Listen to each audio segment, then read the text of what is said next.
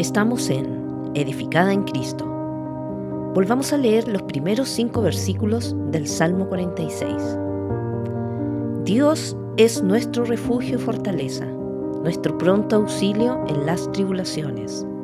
Por tanto, no temeremos, aunque la tierra sufra cambios, y aunque los montes se deslicen al fondo de los mares, aunque bramen y se agiten sus aguas, aunque tiemblen los montes con creciente enojo. Hay un río cuyas corrientes alegran la ciudad de Dios, las moradas santas del Altísimo. Dios está en medio de ella, no será sacudida. Dios la ayudará al romper el alba. Nos hemos deleitado con estas verdades y promesas que dan seguridad en nuestra vida y glorifican a Dios. Ahora avanzaremos un poco más. Dice el Salmo 46, versículos 6 y 7, «Bramaron las naciones, se tambalearon los reinos, dio Él su voz, y la tierra se derritió. El Señor de los ejércitos está con nosotros, nuestro baluarte es el Dios de Jacob». Llegamos al versículo 6. Es interesante en este salmo ver ese vaivén de esas dos realidades que hablamos anteriormente, Dios y las tribulaciones. Hasta que no hayas experimentado algo de lo que dice el versículo 6, que dice que las naciones braman y los reinos se tambalean, que a su voz la tierra se derrumba, no podrás ver quién es ese Dios y todo el gozo vivificante, el río, el refugio, la fuerza y la ayuda que es Él. En la primera parte del Salmo vemos este trastorno del reino natural, esta imagen de las aguas agitadas y las montañas que se arrojan al mar. A veces estas cosas pasan, literalmente, son los desastres naturales, pero también podemos imaginarnos conmoción en general, turbulencia entre las naciones. Por otra parte, también vemos cosas que no son tan fáciles de imaginar, pero que contienen la misma idea.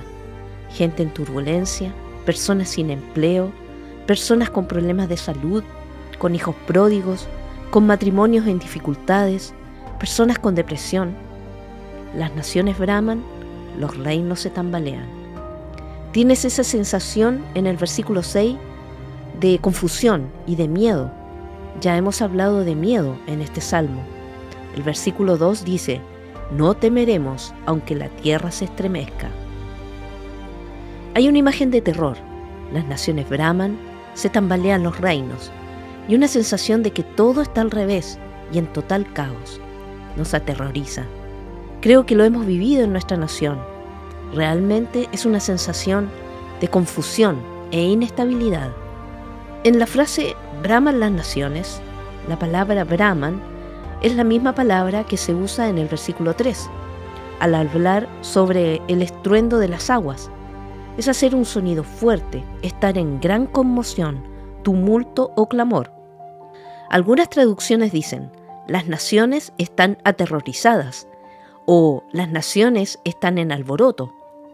El concepto aquí es que las naciones gimen en el miedo o en el desaliento. Luego vemos la frase, dio Él su voz y la tierra se derritió. Siempre se trata de Dios, los caminos de Dios, las obras de Dios, lo que Dios está haciendo, lo que Dios está a punto de hacer, lo que Dios está logrando y su parte en todo esto. ¿Lo ves? El problema es que planeamos sin Dios.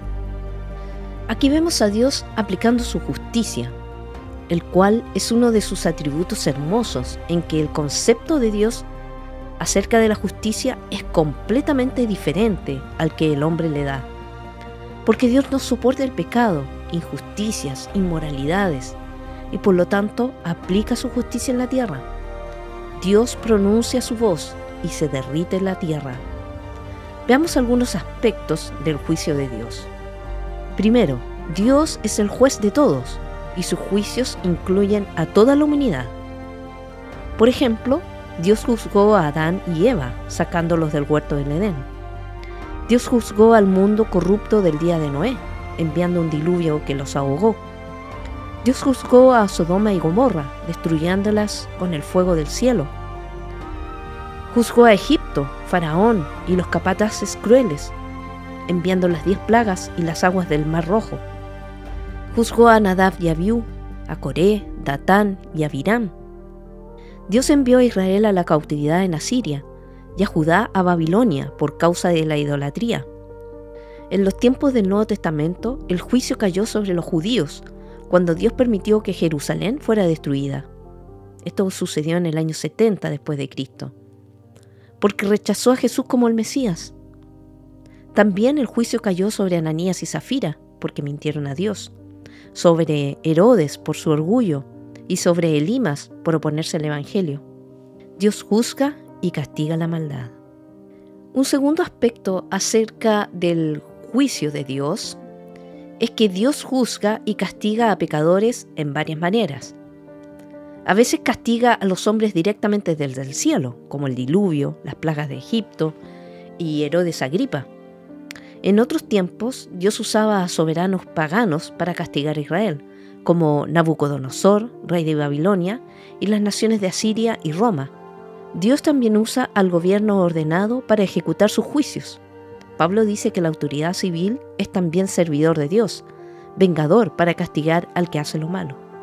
Este es el propósito dual del gobierno, el galardonar a los obedientes y el castigar a los desobedientes. Para ver las referencias de lo anterior, dirígete a nuestro sitio web www.edificadaencristo.com o busca en la descripción del video el enlace al texto completo. No obstante, no todo el juicio se hace en esta vida. Muchos criminales nunca serán aprehendidos ni sus crímenes castigados en esta vida. ¿Jamás serán castigados por sus pecados? Las Escrituras dicen que sí. Vamos a leer Hebreos capítulo 9, versículo 27.